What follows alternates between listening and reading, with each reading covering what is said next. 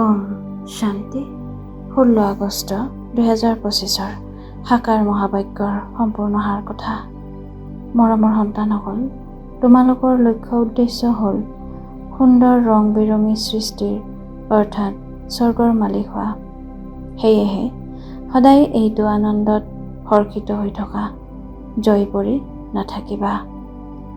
প্ৰশ্ন: ভাগ্যৱান সন্তানসকলৰ কোনটো উৎসাহ সদায় থাকিব? উত্তৰ: আমাক বেহদৰ পিতাই নতুন সৃষ্টিৰ ৰাজকুমাৰ ৰাজকুমাৰী কৰি তুলিবলৈ পঢ়াই আছে।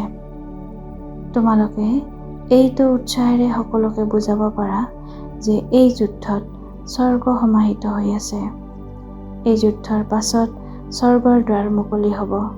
এইটো আনন্দত থাকিব লাগে আৰু আনন্দেৰে আনকো বুজাব লাগে। ধাৰণাৰ বাবে মুখ্য সাৰ: 1. জ্ঞানৰত্নৰ সাগৰৰ পৰা যি অবিনাশী জ্ঞানৰত্ন প্ৰাপ্ত হৈ আছে তাক মূল্য দিব লাগে।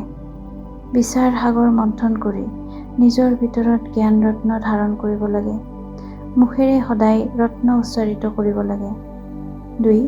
স্মৃতিৰ যাত্ৰাত থাকি বাণী ধাৰযুক্ত প্ৰভাৱশালী কৰি তুলিব লাগে। স্মৃতিৰ দ্বাৰাহে আত্মা কাঞ্চন হ'ব, সেইবাবে স্মৰণ কৰাৰ জ্ঞান আহৰণ কৰিব লাগে।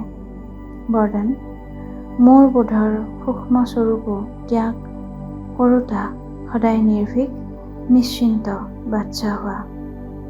বিস্তাৰ: আজিৰ জগতত ধনো আছে আৰু ভয়ো আছে। যিমান ধন সিমান ভয়।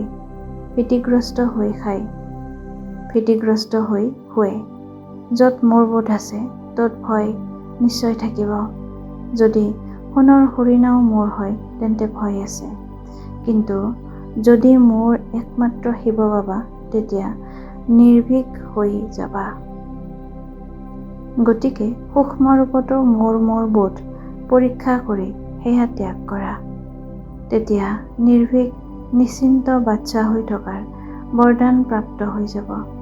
শ্লোগান: অন্যৰ ভাৱনাক সন্মান জনালে তোমালোকৰ স্বত সন্মান প্ৰাপ্ত হ'ব। অব্যক্ত সংকেত: সহযোগী হ'বলৈ হ'লে পৰমাত্মা স্নেহৰ অনুভৱী হোৱা। এফালে বেহদৰ বৈৰাগ্য, আনফালে পিতাৰ সমান পিতাৰ স্নেহত লীন হৈ থকা। এটা ছেকেণ্ড আৰু এটা সংকল্পও এই স্নেহত লীন অৱস্থাৰ পৰা যাতে অৱনমিত নহয়। এনেকুৱা স্নেহত লীন সন্তানসকলৰ সংগঠনেহে পিতাক প্ৰত্যক্ষ কৰিব। তোমালোক নিমিত্ত আত্মাসকলে পবিত্ৰ প্ৰেম আৰু নিজৰ প্ৰাপ্তিসমূহৰ দ্বাৰা সকলোকে শ্ৰেষ্ঠ প্ৰতিপালন কৰা, যোগ্য কৰি তোলা অৰ্থাৎ যোগী কৰি তোলা। ওম শান্তি।